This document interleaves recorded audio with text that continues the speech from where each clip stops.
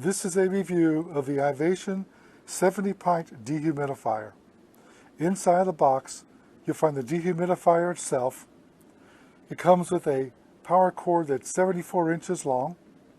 You'll find a brief instruction user guide, and you'll also find a exterior drain hose for continuous draining that's 39.37 inches long or 1 meter long.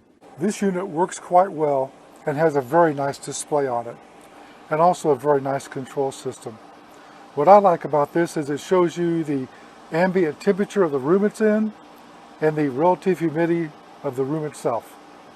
I like that it has two displays and it does this in a continuous manner. I own several sizes and brands of dehumidifiers for our home. We have a large basement, and our humidifier that we used for years stopped working. Because of the size of our basement, we needed to have a larger size dehumidifier, and this one works and pulls out 70 pints of water per day.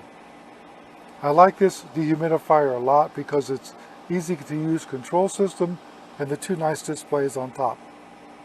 You can also set the time of operation and adjust the humidity setting. If I press this button here and crank it down, it's set to operate at 30 degrees relative humidity, and after 10 seconds it will go back to display the ambient relative humidity of the room. In this case here, I can also set the time if I want, or if I leave it alone, it will go back and display the temperature in 10 seconds. Another thing I like about this humidifier is it operates at low temperatures. That's important if you have a dehumidifier in your basement.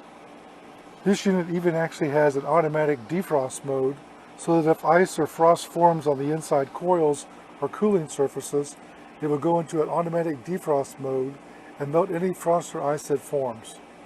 If the temperature falls below 56.6 degrees, then this unit can frost and it will automatically defrost. That allows it to work basically down to 41 degrees F without any problems. It's always important to consider when buying a dehumidifier for your basement that you make sure that it can work at cold temperatures. Our basement without a dehumidifier is generally between 60 and 65% relative humidity in the summer, and it should be somewhere between 30 to 50. So what you want to do here is when you set this up, set it to the point that you want it to work and let it draw down the humidity as it works. In this case, it's going to fill up the bucket of the unit, and the filling of the bucket will take somewhere between 8 to 12 hours, and that bucket will hold about 2 gallons of water. In a basement, ideally, you're going to want to really set this up so that it is in a continuous mode and it always dumps the water into a sump pump pit or a drain. That way you're going to get the full 70 pints of water per day, which is about 8.75 gallons per day.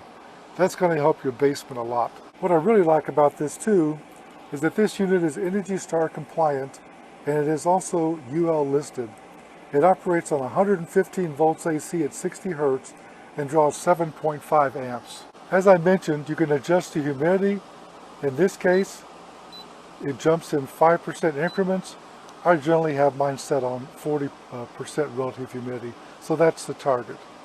The temperature is just measured as an additional bonus for your comfort measurement, and it's very accurate. If you're using the internal tank, it'll continue to operate until the tank is full, and when that happens, the LED will light up here and tell you the tank needs to be emptied. The controls here, this is the power button. This is the fan speed, where you can set slow or high. This is the water reservoir light that comes on when it's full. And this is the LED that indicates it's in the defrost mode. And this tells you that it's working in the timer mode if you set the time. Temperature display, relative humidity display, relative humidity up and down, and also you can read out in degrees C, you saw it change, or degrees F. This is the water reservoir. Here you can see a clear indicator that shows you the level of the water. There is no float in there, but you can see the water on the inside. As I pull this out, I want to show you here there's a piece of blue tape. Make sure that you remove that. I left that in there. Actually, I put it back in there because I've been using it. But that tape is for shipping purposes, and when you start to use it, take it out. As you look down in here, you'll see the float. As the water comes up, the float comes down and trips a switch that turns off the dehumidifier, so it shuts off automatically. When you open it up, you pull from the sides, and then you can lift up this handle to carry it. Be careful, because when you sit it down like this, it won't stand up and it tends to lean back. So when it's full of water, you don't want to spill the water. One thing I did notice that it does kind of make it difficult to pour water. There's no real natural spout, so I tend to try to pour from one of the corners and just pour it out slowly. Now looking into the front, and I'm going to pull this down. This is a filter to filter the incoming air as it comes in. And what happens is it filters the air and traps the dust and particles and keeps them from getting stuck to the damp surfaces inside of here that's condensing the water. It's very important that you have this in place, and it's very important that you take this and clean it about every 2 weeks, either using warm soapy water or even just vacuuming it clean. But keep the dirt and dust out of there. It's easy to take out and easy to put back in, and it just snaps into place. On the back here, you'll see this. This is a port to attach a hose for continuous draining. You can remove this off of here, and when you do, you'll find a plug underneath of it. You have to remove that plug, and then when you do that and pull that out of there, you can take this hose that comes with the unit I showed you. This hose has a gasket in here. I have a piece of tape, I've not removed it, and you put this on there by putting this thread-on piece onto the hose, and you can tighten it on there, and that gasket will seal, and now you have a hose that's 1 meter long or 39 inches to drain the water. If you'd rather use a longer hose, you can also use a garden hose. It does fit on there. I've put one on there and tried it, and it worked perfectly.